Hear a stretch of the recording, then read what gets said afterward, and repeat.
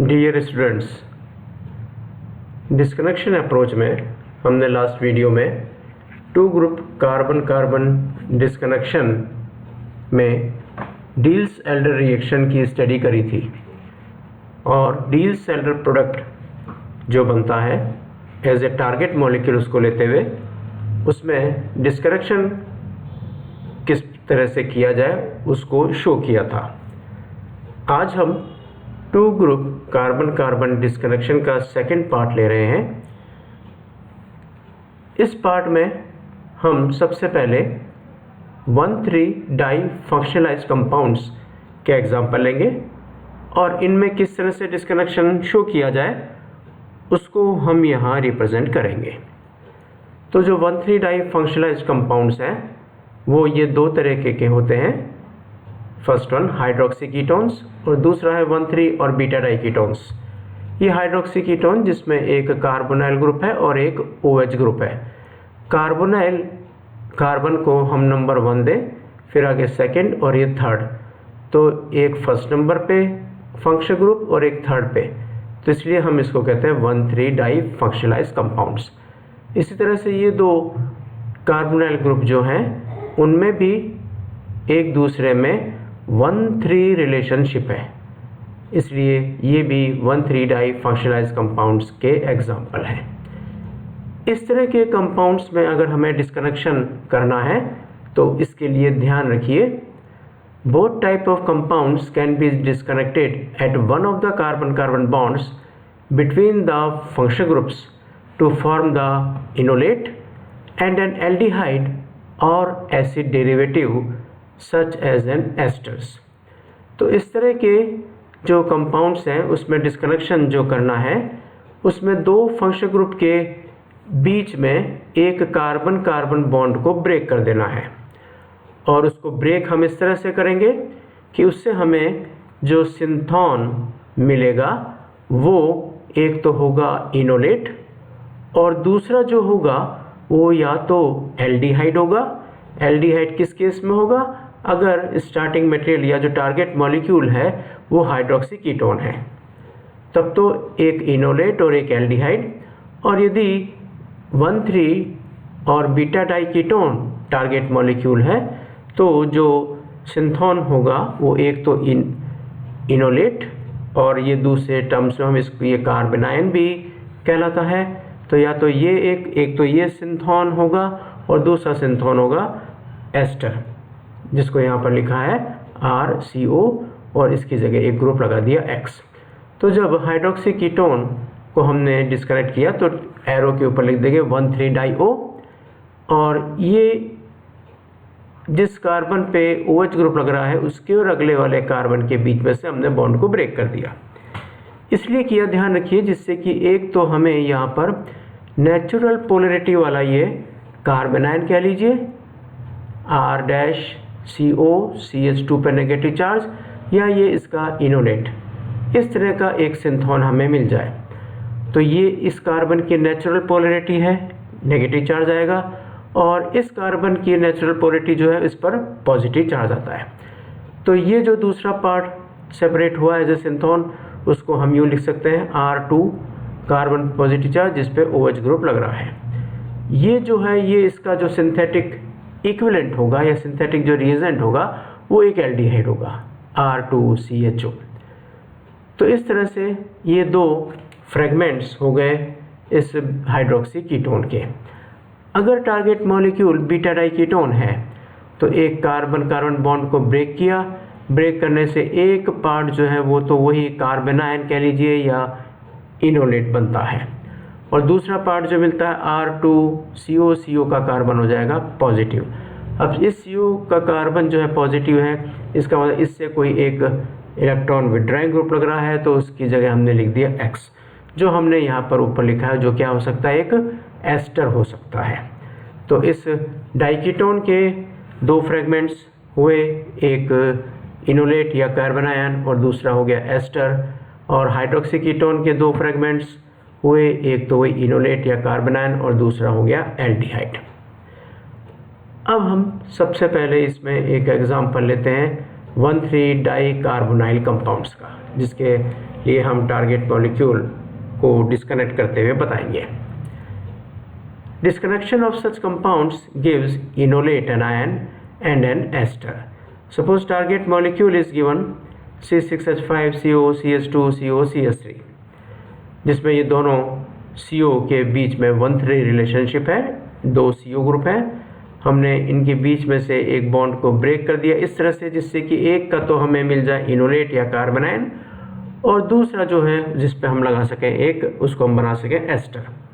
तो यहाँ से सपोज यहाँ से इस बॉन्ड को ब्रेक कर दिया जैसे ऊपर हमने किया है, तो एक पार्ट हो जाएगा C6H5CO CH2 नेगेटिव, या उसका बन गया enolate C6H5CO negative double bond CH2, plus ये पार्ट जो निकला CH3CO, इस पे हमने एक OC2H5 ग्रुप लगा दिया तो ये एक एस्टर बन गया।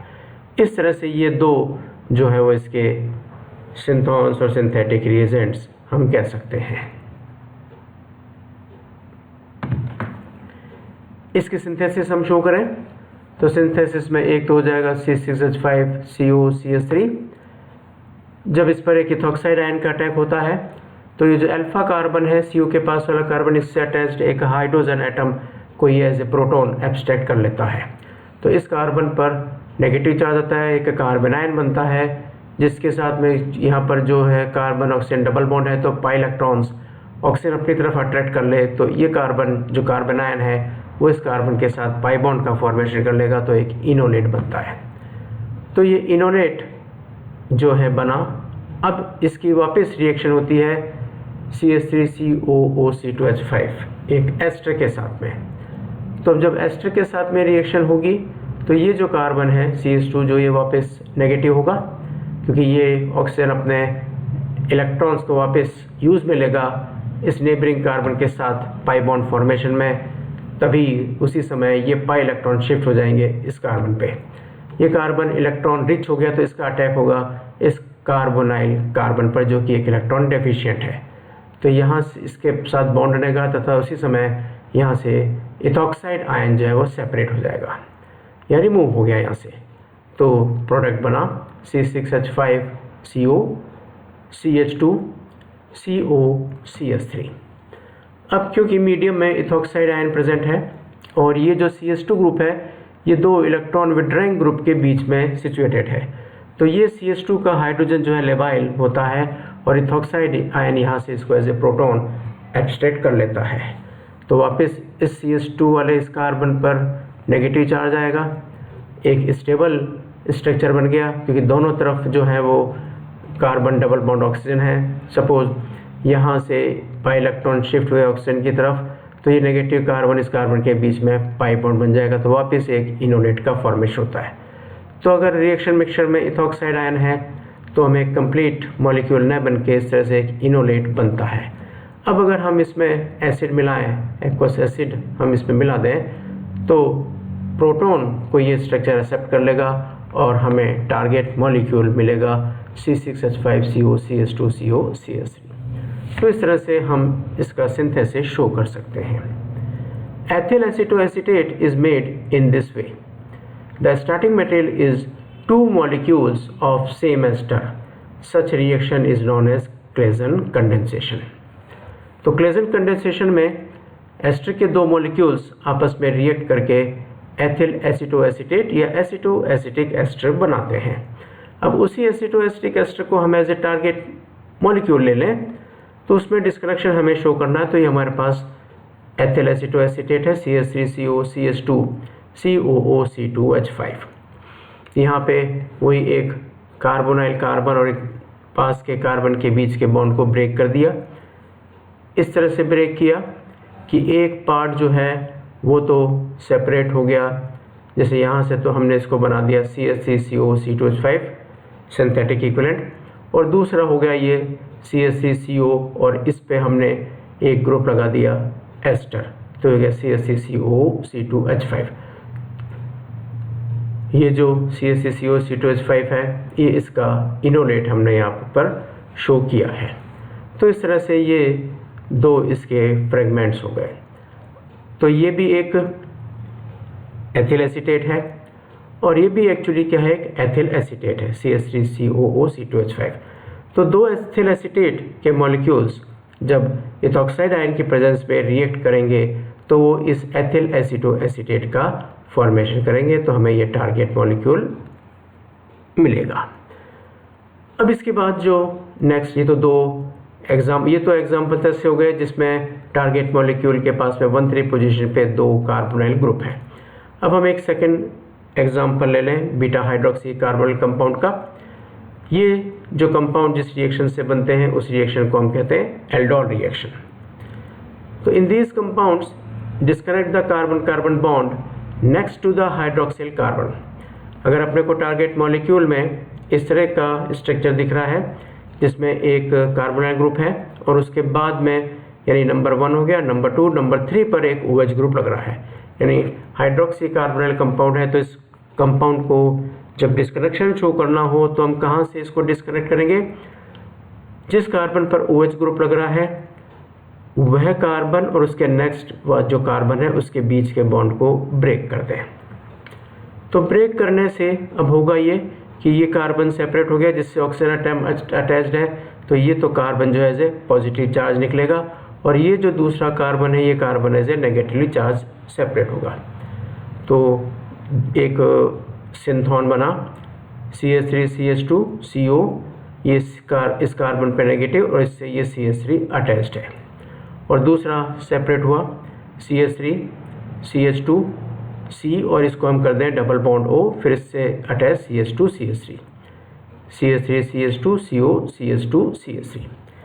इस स्ट्रक्चर को अपन देखें और इस स्ट्रक्चर को अपन देखें। अगर अपन ये चार्ज को एक बार अगर छोड़ दें तो ये है CH3CH2CO CH2CH3, ये भी क्या बन गया CH3, इसको भी हम CH2 मान लेते तो CH2CO CH2CH3, यानी दोनों स्ट्रक्चर सेम है, अर्थात दो मॉलिक्यूल जो है आपस में कंबाइंड होंगे और इस तरह का एक टारगेट मॉलिक्यूल हमें प्राप्त होगा। तो सिंथेसिस में CH3CH2CO CH2CH3, यानी ये जो कंपाउंड है ये हो गया 1 2 3 4 5 पेंटेनॉन है, पेंटेनॉन 3 ऑन। बेस की प्रेजेंस में अल्फा कार्बन से एक प्रोटॉन का रिमूवल होगा, ये कार्बन आयन या फिर उसके इनोलेट में कन्वर्ट हो जाएगा। ये जो कार्बन आयन या इनोलेट है इसी पेंटेनॉन 3 पेंटेनॉन के सेकेंड मॉलिक्यूल से रिएक्ट करेगा in presence of base. Base जो है वो हो सकता है हाइड्रोक्साइड हो सकता है या एल्कोक्साइड हो सकता है। जनरली या ऑफन हम यूज़ करते हैं बेरियम हाइड्रोक्साइड को एज ए बेस। तो यहाँ पर ये कार्बन जो है वो इस कार्बोनाइल कार्बन पर अटैक करेगा और अटैक करके ये तो हो जाएगा पूरा CO ग्रुप, बन जाएगा CH3CH2C double bond O, CH3CH2C double bond O, और ये कार्बन जिससे एक साइड में एल्किल ग्रुप लग रहा है, कार्बन साइड में एल्किल ग्रुप, इस कार्बन और इस कार्बोनाइल कार्बन के बीच में बॉन्ड फॉर्मेशन होगा और ये ऑक्सीजन नेगेटिव हो गया, इससे ये एक CH2CH3 ग्रुप और ये दूसरा CH2CH3 ग्रुप अटैच्ड है। अब इसमें हम proton donor for example alcohol मिला दें तो इस ऑक्सीजन से एक प्रोटॉन का अटैचमेंट हो जाएगा, तो हमें हाइड्रोक्सी कार्बोनाइल कंपाउंड मिलेगा जो हमारा टारगेट मॉलिक्यूल था। अब एक हम थर्ड एग्जांपल लास्ट में और ले लें, वो है alpha beta unsaturated carbonyl compounds. Generally क्या होता है कि जो हमने यहाँ ऊपर कंपाउंड लिया था एज ए टारगेट मॉलिक्यूल वो था बीटा हाइड्रोक्सी कार्बोनाइल कंपाउंड। तो अगर ये जो बीटा हाइड्रोक्सी कार्बोनाइल कंपाउंड बन रहा है इनका हम डिहाइड्रेशन करा दें, dehydration of beta hydroxy carbonyl compound is easy because the proton to be removed is enolic and product is conjugated, और इससे जो हमें डिहाइड्रेशन से जो प्रोडक्ट मिलता है वो है alpha beta unsaturated carbonyl compounds.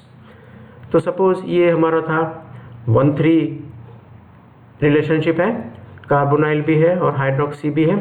तो अगर हम इस तरह से बने हुए बीटा हाइड्रोक्सी कार्बोनाइल कंपाउंड को एसिड या बेस की प्रेजेंस में इसमें से वाटर मॉलिक्यूल का रिमूवल हो जाए, यानी ये इस कार्बन से तो OH और इसके ये नेबरिंग कार्बन से H एज ए प्रोटॉन निकल जाए, तो इन दोनों के बीच में पाई बॉन्ड का फॉर्मेशन हो जाएगा। तो मेन फंक्शनल ग्रुप CO, उसका नेबरिंग कार्बन अल्फा, फिर ये हो गया बीटा, तो हम ये कह सकते हैं कि ये जो अल्फा बीटा कार्बन है इसके बीच में पाई बॉन्ड का फॉर्मेशन हो गया, अनसैचुरेशन आ गया, तो जो कंपाउंड बनेगा वो होगा alpha beta unsaturated carbonyl compound.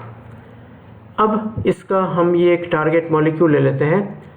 तो अब टारगेट मॉलिक्यूल, अब इसमें हमें डिस्कनेक्शन शो करना है, तो हम इस तरह से इसको मान लें कि सबसे पहले हम इसमें FGI फंक्शनल ग्रुप इंटरकन्वर्जन करा दें और यहाँ इस कार्बन पर एक OH ग्रुप को लगा दें और यहाँ इस कार्बन पर एक H ग्रुप को अटैच कर दें।